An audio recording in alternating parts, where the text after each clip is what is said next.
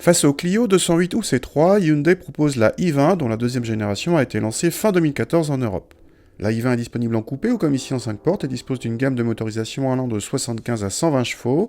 C'est le plus puissant que nous essayons ici, il s'agit d'un 1 litre 3 cylindres essence turbo, nouvel exemple de downsizing. Ce bloc est exclusivement associé à la finition haut de gamme Creative qui se caractérise à l'extérieur par des vitres arrière surteintées. Aucune boîte automatique n'est proposée pour l'instant, ni sur cette motorisation, ni sur aucune i20.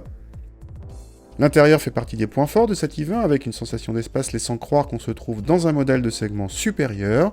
La qualité de présentation est plutôt bonne pour une citadine et l'équipement de cette version haut de gamme assez complet. Ce toit vitré est même en série, mais le GPS reste en option.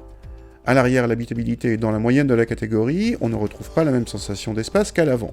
Le coffre est de son côté annoncé à 326 décimètres3 et nos mesures confirment qu'il est l'un des plus généreux de la catégorie.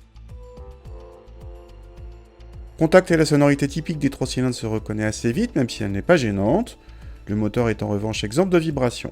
Il relance franchement à partir de 1500 tours et octroie des relances suffisantes, même sur autoroute, malgré une boîte très longue qui permet d'atteindre 150 km/h en troisième. La commande de boîte en elle-même est très agréable. Côté châssis, cette i20 n'a aucune vocation sportive, ni même dynamique, et subit pas mal de mouvements de caisse. Elle se contente, et c'est après tout suffisant, de se montrer saine avec un bon niveau de confort. En consommation, le 3 cylindres de 1 litre devrait assurer des chiffres très bas. Ce n'est pas vraiment le cas puisque Hyundai annonce 4,8 litres officiellement et 112 grammes par kilomètre de CO2. Les 208 ou C3 PureTech 110 annoncés à 99 et 100 grammes par kilomètre de CO2 ont été mesurés par nos soins à 1 litre de moins en moyenne. Si vous voulez consommer moins, la i20 est disponible avec le même bloc dégonflé à 100 chevaux et annonce dans ce cas des rejets de CO2 inférieurs à 100 grammes par kilomètre. Cette version dégonflée peut en plus s'associer à des finitions moins haut de gamme, donc moins chères. Elle débute alors à 15 900 €.